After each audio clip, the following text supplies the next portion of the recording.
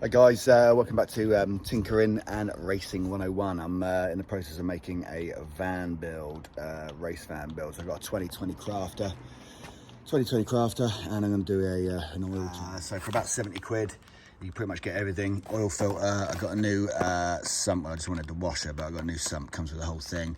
And then the oil filter rubbers come with it anyway. And then we've got 5W30, 7 litres. For the VW Crafter 2020. As you can see, I've jacked the front of the car up, but I've actually got some ramps, so that's all good. Couldn't find the oil filter. I was on a lot of videos, that's why I thought I'd bang this one out. Obviously, oil goes in there. So on the underside, the sump is actually back here, the bolt for the sump, and then the oil filter is on the underside here. These engines, the later ones, are a little bit naked on the top, so not much plastic work on there. I think VW have obviously started to minimise a lot of weight and stuff, so yeah, it's under here, so it's not on the top like it is on the more modern ones.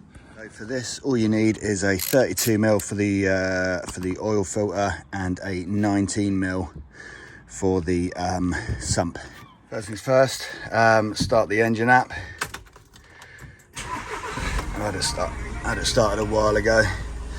So I'm not going to flush this engine. There's a few mixed reviews on flashing. And this has had a regular service, so the oil's good. I think this basically, the flushing can cause problems if you've got, there's a lot of small holes and stuff. So if it's been regularly oil changed, which this has, it's just the oil needs a bit of a service. I mean, it's only done 92,000 miles, which isn't much for these vans. But yeah, if it's super sludged up, I think they say to flush it. But if it's had regular change, it's sort of, 50-50, but I'm not going to flush it. I'm just going to drain the oil and put some new in, put a new oil filter in, and just got to get this up to a reasonable temperature. And bloody pissing down just as I start doing the oil change. Lovely. Anyway, let me see. But that's the oil drained out. I mean, because it's tilting back, it's actually getting quite a lot of the oil back out. So I'm just going to clean that up with a cloth and then put the new sump back in. Sump plug back in, all good. So oil filter housing, just about get a 32 on that. Might want to put a bucket underneath in case any more oil comes out.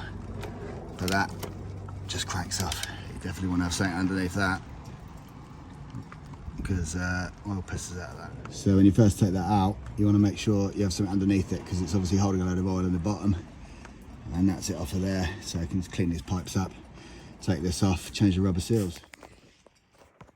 So in the set, you've got a big seal and a little seal, and on the older ones, this would have a bit that sticks out and you put a seal on the end, but on this one, it's got a little 13mm on the end here, which you have to undo. That out. There's a little rubber seal on the end of that. That's one you got to take off with a screwdriver, hook that in to hook that one out, and then a bit of oil on it, and then obviously get the new one in and screw that back in. Just screw that one back up, and then it's the bigger seal you've got to replace that. So that's the new ring on the inside. So oil ring on the inside and the rubber seal, which doesn't go all the way down to the base. There's actually a groove here, which is quite obvious. So it's a little bit up from the base. So normally they go right at the base, but yeah, that one's back in. And then you've got your rubber filter, so your oil filter. Big end goes in, bottom end goes onto that. So I'm going to push that up, sort of into position like that, and push the bottom on and screw it in. Once you got that in, just tighten that back up. You've obviously got to put some oil around the rubber seals, so there's pretty much enough oil in there just to lube them up and crank that up. So yeah, after doing that up, lower it back down, 7 litres of oil back in. I think I put about 6.5 in. I'll just warm that back up, check it, and yeah, oil change on a 2020 Volkswagen Crafter. Nice and easy, probably 15-20 minute job. Easy peasy, well worth doing. And didn't do the flush, as I said. If it was really clogged up, I'd use the flush, but there's mixed reviews. Some people are saying that it blocks up some of the small holes when you do the flush, so I just went with a simple oil change and done the trick.